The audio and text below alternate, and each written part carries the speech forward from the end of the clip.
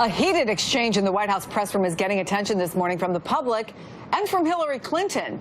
That exchange was between the press secretary, Sean Spicer, and veteran journalist April Ryan, a White House correspondent and Washington bureau chief for American Urban Radio Networks. Take a look. You got Russia, you got wiretapping, you got... No, we don't have that. I know. On Capitol Hill. No, I get it, but you keep... I've said it from the day that I got here until whatever, that there is no connection. You've got Russia. I appreciate your agenda here, but the reality is... Oh, no, hold on. No, at some point, report the facts. I'm sorry that disgusts you. You're shaking your head. I appreciate it, but okay, but understand this, that at some point, the facts are what they are. After that back and forth, Hillary Clinton had this to say. Last night, she was at the Professional Businesswomen of California conference.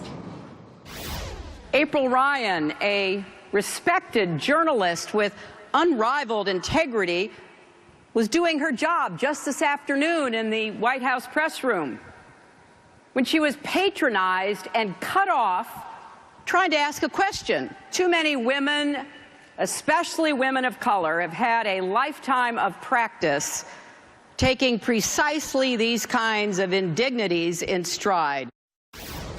I want to bring back Matt Schlapp and Jason Johnson, and let's give Sean Spicer his say. He was on the Hugh Hewitt show this morning. Here's his response to the criticism. That's what we do. We go back and forth, and I don't treat one person different than the next. To suggest that somehow because of her gender or race should be treated differently, I think is frankly demeaning to her.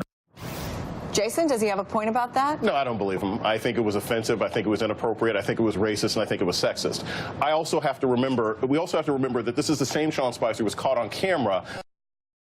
He was being annoyed by a local woman at a local mall and said, "You're lucky that you still get to be in this country." And he said this to a Latina woman. So it's not like this is completely bizarre to think this is the case. We also have to remember that the rhetoric and the behavior of this administration from top to bottom has demonstrated a lack of respect and a lack of consideration for people of color. I'm not surprised, and it seems par for the course for how they've operated. I think it's sad. I think this is not going to help our country. I don't think Sean Spicer's lying. I watch this press briefing every day. By the way, there's a lot of highlights.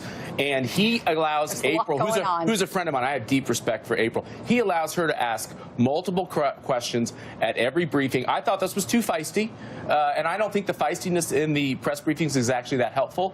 But I don't think there was any ill intent or disrespect meant. I think what you're seeing is a press secretary that's dealing with a lot of news every day, all at once, and there's a lot to deal with. And I think that was a moment where he pushed back and got feisty with a reporter who he has a very good rapport with on most days. So I want to walk a fine line because I spent years sitting in that briefing room. You don't get to tell other people what racism is. Yes, I do. No, you don't. Because you don't experience it. You don't know what's in Sean's heart. This has nothing to do. You don't need to raise your voice because that's the kind of racism I'm talking about. You just raise your voice at someone who's simply disagreeing with you. You have interrupted me throughout this entire exchange, and rather than speaking respectfully and considerately, you raise your voice at me because you're uncomfortable. You're uncomfortable. You are uncomfortable at being spoken to by someone who doesn't agree with you and recognize you don't know what you're talking about.